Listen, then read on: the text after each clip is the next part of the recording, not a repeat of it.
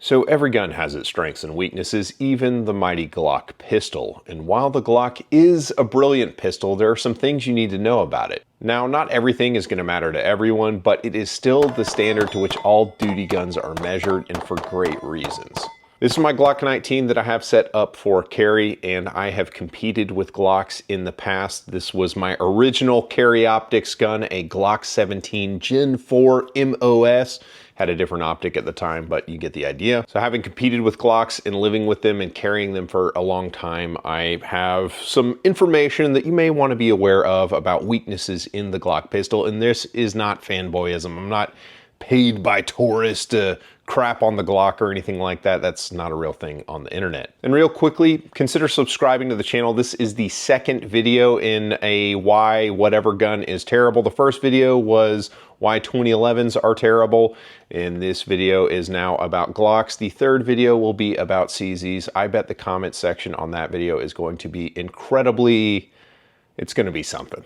I bet the comments on this one are going to be something. So reason number one, Glocks are bad, and I'll use the 17 for this, is the Glock grip angle. You notice I have a grip adapter on mine that changes the grip angle. It's because when Gaston Glock was developing the pistol, he settled in on a grip angle of about 22 degrees, which is a little more like this, whereas a 1911 had a grip angle of 18 degrees. It's about more like that. What that means is that if you aren't a predominantly Glock shooter, you'll end up bringing the sights up high. Your index is how you present the gun and where the sights wind up without you consciously adjusting where they are. And the index with the Glock is unique because all the gun makers talked about it, decided what angle was going to be normal, and nobody except for Glock seemed to pick the 22-degree angle. Now, there are big upsides with that. Back in the day when Glock was developing the pistol, he was talking to target shooters back in the day, and they all agreed they liked the 22-degree angle better.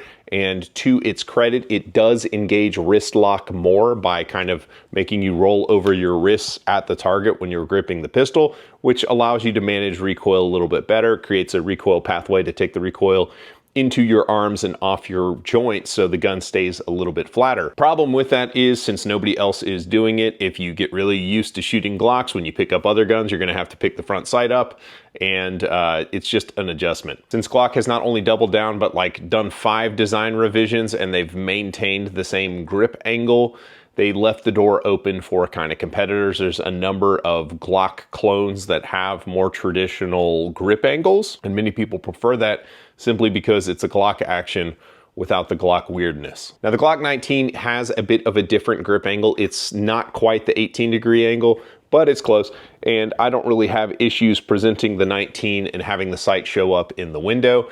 So there's that. It's just the longer grip full-size guns that are where it's particularly noticeable. Reason number two, and this is the single biggest, most important reason, so stick this out. Glock ergonomics are terrible, and I don't mean that from like, I don't like how it feels in my hand. That's true too, but at the same time, there is some mega downfalls with the Glock platform. Now, the Glock is an import pistol, and they've got a couple different features. It's more difficult to see because both these grips are wrapped with these handle-it grips, but because they are an import pistol, there's a number of features the ATF requires to import a pistol, and so one of it's like a thumb ledge, which is why you have this thumb indentation here, and because that way, you know, those are target features. They're not, you know, military weapons at that point. But the really big problem with the thumb indentions right there is the gun is intuiting to you how to grip it wrong. A lot of people will fold their thumb down and rest it on that thumb ledge.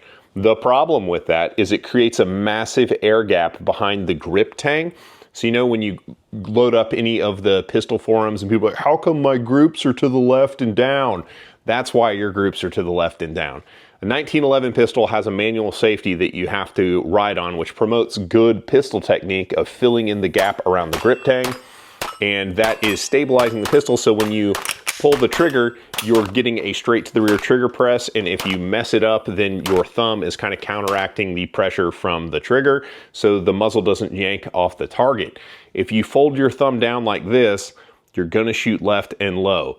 It's not open for debate. It doesn't work for you. You're not shooting as well as you could be if you didn't take the design cue from the Glock's design language and actually used good technique. I mean, have you ever wondered why on the forums nobody seems to have issues shooting left with pretty much any other platform quite like a Glock? I think that has a lot to do with it. But it's not just the design language of the grip itself that it gets wrong. The traction on the Gen 4, Gen 5 guns, the non-RTF Gen 3s, the traction's garbage. It stops about right there at that stupid thumb ledge, whereas this is the point on the frame that gives the most bang for the buck in resisting how the gun's just trying to turn in your support hand. There's nothing there. Really good pistol design will have traction all the way up underneath the slide, and that's not what happens on the Glock, which is why people put, you know, grip stickers on their pistols. And then there's kind of the pettier stuff about it, whereas you grab a Glock and it just feels like it's a 2x4 with eased edges. The magazine release is a little bit difficult to get your thumb onto. It's just, there's not a lot going right for the Glock pistol. None of this is going to stop you from being able to shoot a Glock very, very well at a very high level. There are plenty of dudes who can do it. It's just that your hands will be working around the gun rather than the gun working with your hands.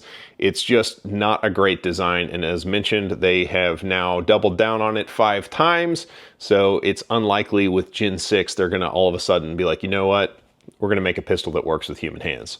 And staying on kind of the ergonomics thing, there is a phenomenon known as Glock knuckle from people who practice and train with Glocks a lot, where the trigger guard rubs on the knuckle of your middle finger for your strong hand. I used to have a massive callus. I just have a very moderate callus now, but I used to have a massive callus when I was shooting Glocks extensively. And yeah, it's a thing. You can look it up on an image search if you need to. Reason number 3 that Glocks aren't great for especially like a duty gun is in its base form, there is no way to safely holster the gun in a high stress situation. Now, before you guys immediately chime in the comments and say, I've never had a problem. I've never had a problem either, but there have been problems because while you're looking up Glock knuckle, you can also look up Glock leg. When police were first adopting the Glock pistol, they were used to double action revolvers, and the relatively lighter trigger on the Glock pistols was leading to people, you know, shooting themselves in the leg while trying to holster the gun. There is no way to prevent the striker from releasing while going into the holster. That is a big strength of double action guns. It's a big strength of single action only guns, which have a mechanical method to block the trigger from going to the rear. And it honestly doesn't take a lot to give a striker fired gun, especially with a safe action trigger like a Glock, some kind of safety mechanism that allows you to holster safely. This gun has you can kind of see the end plate on it right there. This has a striker control device. What that does is with my thumb on the back plate of the slide, the trigger will not go to the rear. It will not release because there is a little nub or whatever that is pushing the striker forward so that I am not able to get the gun to go off as long as my thumb is on the back plate. So when you see videos of me shooting a Glock and you see the little back plate flapping, that's what I'm doing. But it's not just on those. Like this is a CZ P10C. There is Danforth Designs. He's developed the same holstering safety for the P10 platform. So that's pretty awesome. Again, if you're going to be carrying a Glock 19 or 17 or whatever in an appendix inside the waistband, or you're a CZ P10 owner, having a holstering safety is a great idea. Again, CZ guys, Danforth Designs has the holstering safety that gives you peace of mind when holstering that you wouldn't have otherwise. Thanks to Danforth for sponsoring the video. And I'm not just saying it because he sponsored a video. Like, this is my carry Glock 19. It's got a holstering safety. It's had it for years. I don't carry the guns that don't have one because I want that redundancy. It's easy to be cavalier and say, I've never had a problem. If you've ever been on the range and witnessed somebody take a gunshot to an extremity, you're going to change your entire view on risk management. I hope it never happens to you, but just don't be so cavalier about it. A layer of safety is a nice thing to have. Reason number 4, Glock magazines are terrible to clean. What do I mean by that? Again, this is one of those things where the commandos are going to come into the comments like, the Glock mags are perfect. They're not perfect, especially not with the OEM base pads. If you've ever shot outdoors and dropped a Glock magazine into the dust or gravel or anything like that, through the top of the magazine, debris can get into the channel. It can bind the follower on the side of the magazine tube and the magazine will stop functioning. Glock magazines are not immune to this phenomenon. But the problem with the Glock magazine is that removing the base plate on a Glock magazine is terrible. And the reason it's terrible is because the way that the base pad for the Glock magazine is designed, at the bottom of the mag tube, there's these two little like humps that come out at the bottom that engage with the base pad that have like a female receptor for those. So what ends up happening is you have to push down on the lock button on the bottom of the magazine and at the same time squeeze the tube really tight to get the base pad to come off. When you kind of learn the trick of it, it's not too bad, but there are several companies that make tools that make the removal of the base pads on these magazines a lot easier, and it's just really terrible if you ever have to clean an OEM magazine. Again, if you don't shoot outdoors, it's probably not a big deal for you, but if you ever drop a magazine on any sort of natural terrain, I can promise that something will get in there.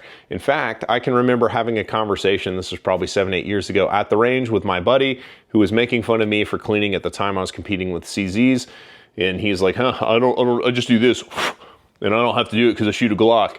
And then on the very next stage, he had exactly what I'm describing to you happen, where a rock had gotten into his magazine, it seized up his follower, and his magazine became a brick. Cost him a bunch of time to fix. You have to be able to clean your magazine tubes, and Glock magazine tubes are hands down the most difficult to deal with. Obviously, you can remedy this through aftermarket base pads that are easier to remove, but at the same time, that adds expense, and one of the big draws to the Glock mag is it's cheap and it works pretty well. And before we continue, I do want to show you something pretty cool. This is an S Pro from Recover Tactical. It can make your Glock pistol into something Master Chief would wield in Halo 2. It has a forward mag pouch, spring-loaded deployment for the brace, and it's compatible with popular slide ride optics, as well having the option for an optic riser that comes off the brace itself. So if you've got a spare Glock, the S Pro is a very great way to jazz it up. The S Pro is now the latest in the line of Recover tactical braces for Glock pistols. So if you get a wild hair, a brace for a Glock is kind of fun to play with. Thanks to Recover Tactical, let's get back to it. Reason number 5 Glocks are terrible are the optic plates and sights. Basically anything to do with sighting Glock pistols generally get a little bit wrong. Now, I will give Glock credit. They have their Aimpoint collaboration they came out with this year with the KOA system. That's actually pretty cool, and that is done well. What's not done well are these stupid little slot filler sights that come on most Glock pistols. I don't even have any to show you because they're so garbage that they don't live on a Glock pistol that I have for more than like a week while I wait for the new sights to show up. The OEM sights on most of the Glock pistols in circulation, and the sights are like the #1 way you get the thing to do what it was designed to do, which is hit the target, are these stupid little plastic sights that have a ball in a cup sight picture. It's not a precise sight picture, and then some of you dudes are going to be like, I like the ball in the cup sight picture. Yes, but the big problem with those sights is the fact they're made out of plastic and not metal. If you are at the range and you have the pistol on the bench in front of you and you drop something that hits the front sight will lose its corners, which makes the sight picture more difficult to use. It can even get twisted.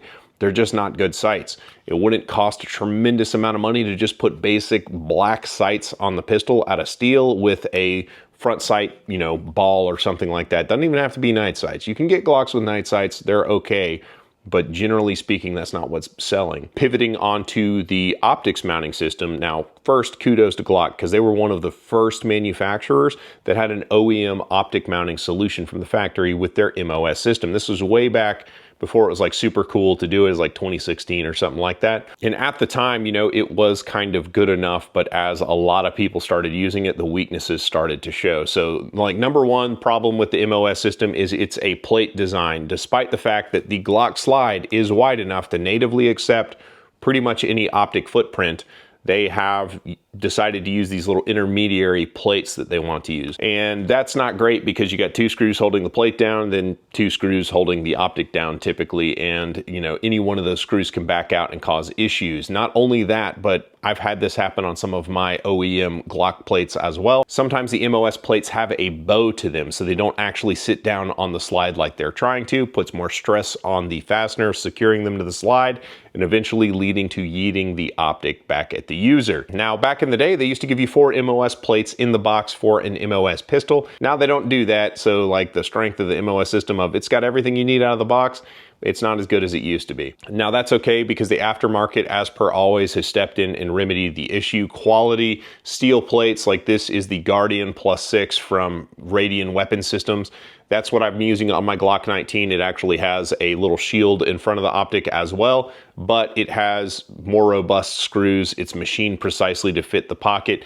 It's just generally better. And I mean, I've got the enclosed Swamp Fox deal on this guy, and it comes with its own plate. For serious use, I would recommend potentially getting an aftermarket plate simply because the machining tolerance is probably better and it's less likely to come off the pistol. All right, reason number 6, and I bet a bunch of you guys have just been waiting for me to say this one, is Glock triggers are kind of gross. Now, I say that as somebody who's kind of an anti-trigger snob. Glock triggers are acceptable. It's just that what they are, and you can kind of see as I get on it there's a false wall, and then you can load up even more pressure past the false wall to get to the real wall, and then the striker releases. That is what happens on pretty much all of the OEM Glock triggers. Then now a lot of dudes and I've been this dude myself, like, you can work on Glock triggers and make them better. No, you can't. They keep pretty much the same character unless you go to like that Timney or the Competition Alpha trigger or whatever that kind of changes how the mechanism works. They can get pretty darn good trigger pulls, but at the same time, just swapping connectors and playing with springs and all that kind of stuff, the Glock trigger just has that same mushy sort of creepy character. They reset really well so you can shoot them fast. The trigger shoe itself is not a super comfortable trigger shoe. The trigger blade safety just doesn't go flush when you pull the trigger, so the trigger profile kind of comes to a hump in the middle, and then that little safety is just kind of hitting you in the middle of your trigger finger. It's just not a great safety. It just kind of goes with the whole, like, what are we doing with these ergonomics Glock? So the triggers aren't great, and it probably contributes to the muzzle coming off to the target to the support side or the left in the left shooting phenomenon. That said, it doesn't really matter that much if you use good pistol technique. I'm not saying you can't shoot Glocks well. If you have a great grip between your support hand and your dominant hand, you are going to get amazing results with the Glock trigger. These guns are actually super duper accurate. The problem is usually there is a screw loose behind the sights. Yet and still, your Glock is always going to be the butt of the jokes from your buddy who wants to remind you that the trigger on his whatever other gun is better. Reason number 7 is you cannot meaningfully tune how a Glock behaves in recoil through changing out recoil springs, because Glock barrels do not have locking lugs like most hammer fire guns do. What ends up happening is the hood of the barrel is pushed up into the slide by the recoil spring. And if you start monkeying with the recoil spring weights, what ends up happening is you start to get kind of early unlocking, and that early unlocking will make your grouping open up dramatically. There is absolutely a floor with what kind of recoil spring a Glock will accept and get the accuracy it's stated as having out of the box. There's a phenomenon with people who shoot Glocks, and I definitely fell into this camp, where they get it and they try to make it be anything else but a Glock through tuning recoil springs and triggers and all that kind of stuff. And then as they shoot the pistol and they encounter all the issues that they've created and inflicted upon themselves, they come back to, the gun was fine out of the box, I'm just going to shoot it as it came out of the box. They're not oversprung necessarily because that recoil spring is holding the barrel in lockup on the slide. Just embrace how the gun moves and learn how to control it, and everything will be well. You don't need the super light recoil springs. It's nice to have in the more competition-oriented guns, but this is not a competition gun. You can use it in competition, but it is at its soul a duty gun.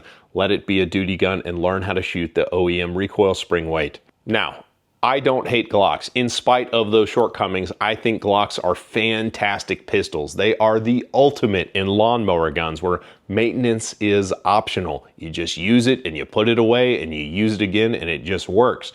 You don't have to clean them. They are designed with such a tolerance that until you build up enough carbon in the gun over many thousands of rounds where critical surfaces can't contact each other with the correct geometry, I mean, you don't have to clean it every time you take it to the range. You don't even have to oil it necessarily because the tolerance is so loose. It's just a really great utilitarian approach to a pistol. It shoots well for being the size and weight that it is. It is a lightweight gun. They're very, very comfortable to carry. The Glock 19 invented the ultimate concealed carry pistol size of this kind of like compact pistol. There's a ton to love about Glock pistols. They're fantastic. But one thing, if you've made it this far, is I really want you to quit monkeying with them. Like, let them just be the way they are, sort of out of the box. I realize the irony of the ramjet and everything on here with that. Short of sights, and because I'm a tart, I have that on there. But other than that, just let it be what it's going to be out of the box. Stop trying to make it a 1911. It's not a 1911. It's an excellent duty pistol out of the box. They're relatively affordable, although I would still argue they're overpriced for kind of what they are. But at the same time, they're excellent, excellent pistols. Now remember, the third video in this series is going to be about CZs, and that's going to be awesome. If you missed the 2011 video, you can check it out here.